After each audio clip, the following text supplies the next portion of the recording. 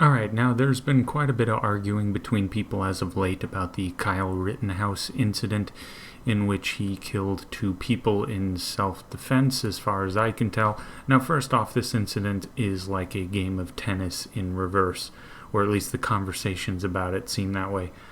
Kyle Rittenhouse killed people, so he's bad, but one guy was jumping on him and another was attacking him with a skateboard, so he's good. But Rittenhouse had just shot someone else, so they were only attacking him because of that, so he's bad. But he shot them because one had a gun, and they shot at him first, and another had thrown something at him as well, so he's good. But they only threw a plastic bag, so now Rittenhouse is bad. But then again, if you throw anything at someone with a gun, when it's in mid-flight, and even after it lands, unless they're right by it, they may not know what it is.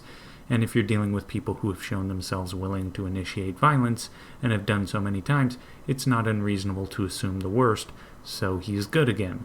Now, does this go back even further? I don't know, maybe. But when taking all of this into consideration, it seems like a stream of events that leads me to believe he was in the right and engaged in legitimate self-defense. But aside from that, there's been some libertarians actually saying that he's not to be defended and that he was a Trump supporter, or so therefore he was a supporter of police, so he's no one to make excuses for. Okay, he may have been a Trump supporter. He may have been a big fan of the police. I probably would have disagreed with him on a lot of issues, probably would have found much of his rhetoric to be tedious. But the right to defend yourself is not dependent on your beliefs. If a leftist Marxist is being shot at, I do not believe that because of what they think that they are required to stand there and be shot. If they are being shot at, they have every right to end that situation, even if it means shooting back and putting down the aggressor. That doesn't mean I agree with them. That doesn't even mean I think they're a good person, but they still have that right. I'll up the stakes and put it this way. Bloods and Crips. If a particular Crip is a terrible, violent person, let's say they've killed people before in cold blood, are they a terrible person? Have they done things there should be severe repercussions for? Sure thing.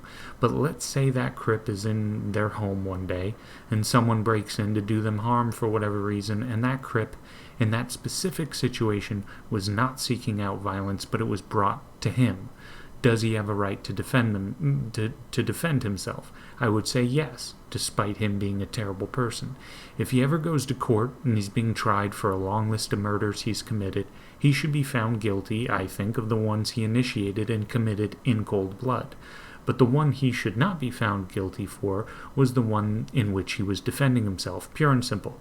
So a person's right to defend themselves has nothing to do with their beliefs or their history or what kind of person they are.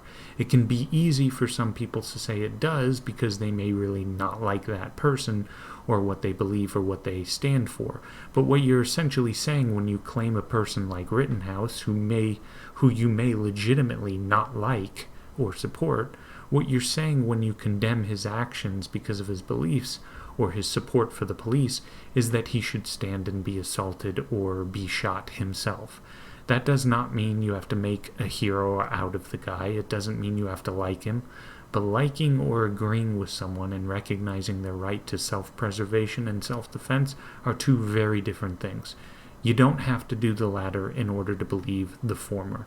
The right to self-defense is not dependent on one's beliefs. But that is all for now. Like, subscribe, and take it easy.